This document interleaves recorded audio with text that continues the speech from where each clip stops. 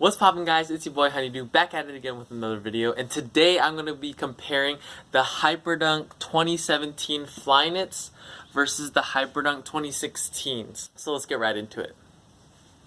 So actually, before I get right into it, I just wanted to specify / clarify / explain myself.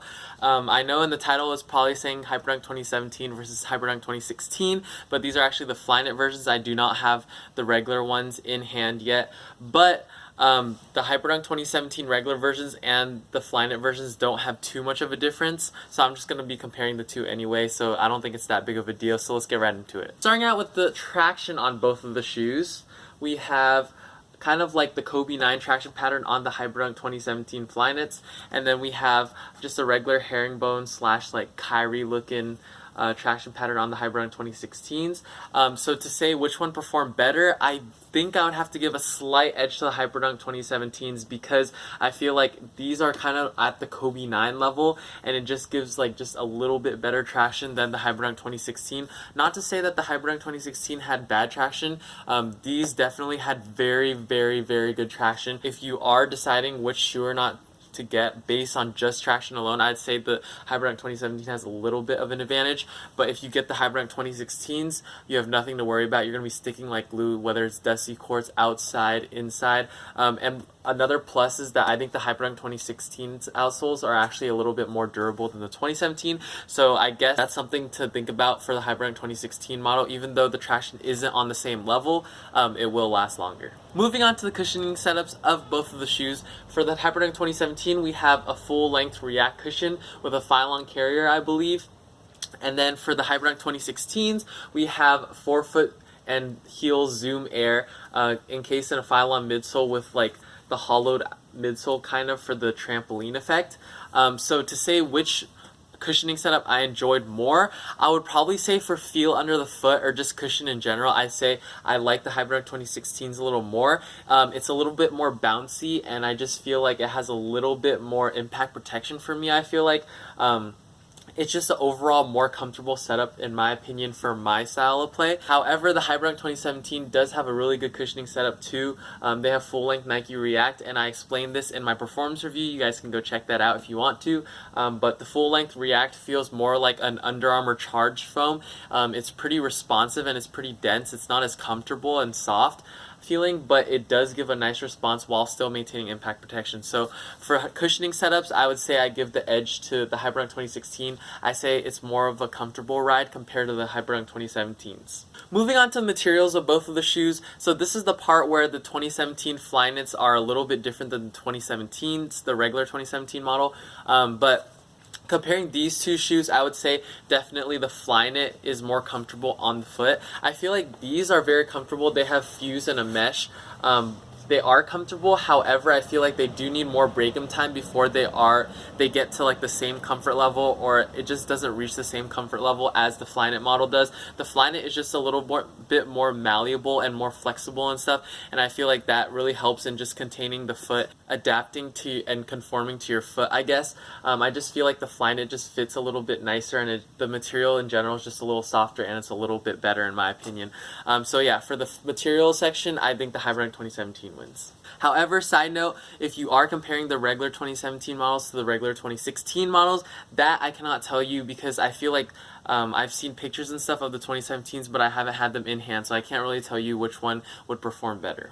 Moving on to the fit, I think I did talk about the fit a little bit in the material section, but I do have to give this section to the Hyperdunk 2017s. I feel like they just molded to my foot a lot nicer than the 2016s, and I think that has to do a little bit with the material. So overall fit, I feel like the 2017s win. Moving on to support and lockdown, both are superb. They both lock your foot in perfectly because they are mid-tops, and also just in general, they have really good lockdown, and I had no problems with my heel slipping or being uncomfortable.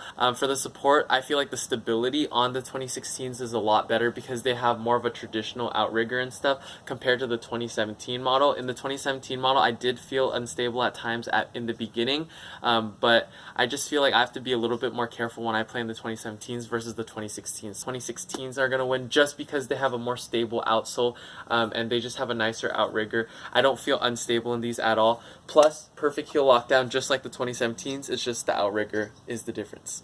On to the last section, which last performance section, kind of durability. I feel like the 2016s win just flat out. I just feel like it's a more stiff and more like structured shoe compared to this shoe. Not to say that this shoe isn't durable at all, but I just feel like if you played it outside or just like indoors a lot, I feel like this shoe would just last longer, mainly due to the outsole, and also the materials are just a little bit more like rugged, it feels like, compared to the Flyknit on the 2017s. So that's just my opinion, but I think the durability would be better on the 2016s.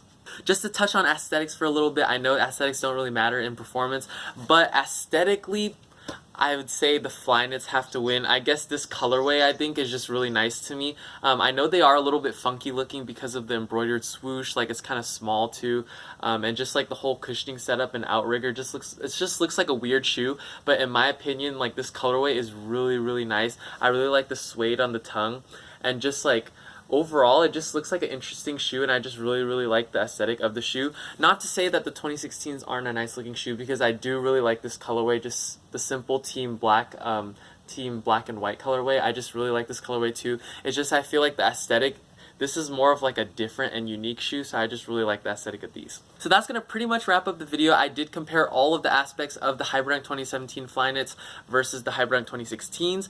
Both of them are actually very heavy in my rotation. I actually have 2 pairs of the 2016s. I'll probably get more pairs of the 2017s when they're on sale and stuff. I do really like hooping in both of these a lot. If I were to say which one I would prefer over the other, I'd say I'd go with the 2017 model over the 2016 model. But if I had to keep the price in mind, like overall, I feel like I'd want the 2016 model, because I did cop these for like 25 bucks and I got the other pair for like 35 bucks. So that price difference of 160 versus like 25 or 35 or whatever you get these at the outlets for, even like 60 to $80, I feel like this is just so much better of a shoe for the price. The value is just really there, and I just really enjoyed hooping in the 2016s. I feel like if you have the extra money to spend and you just want the overall better performer, then I would say go with the 2017 Flyknits. But yeah, that's gonna pretty much wrap up the video. I hope you guys enjoyed this comparison. I hope you guys found it helpful, informative, entertaining, and if you did, please leave a like on the video, because it does really help my channel grow. And also make sure you comment down below what's your favorite shoe, which one you think is more aesthetically pleasing, which one you like hooping in more and stuff, all that stuff. Just leave it in the comment section down below. I'll try to reply to as many of you guys as I can. And other than that though, make sure you subscribe to my channel. Make sure you subscribe, because I do have a lot more content coming, reviews, basketball videos, just everything in general. If you like this video, I'm pretty sure you'll like my future videos. So yeah, that's gonna pretty much wrap up everything. I don't have anything else to say to you guys, so I'll see you guys in the next video. Peace.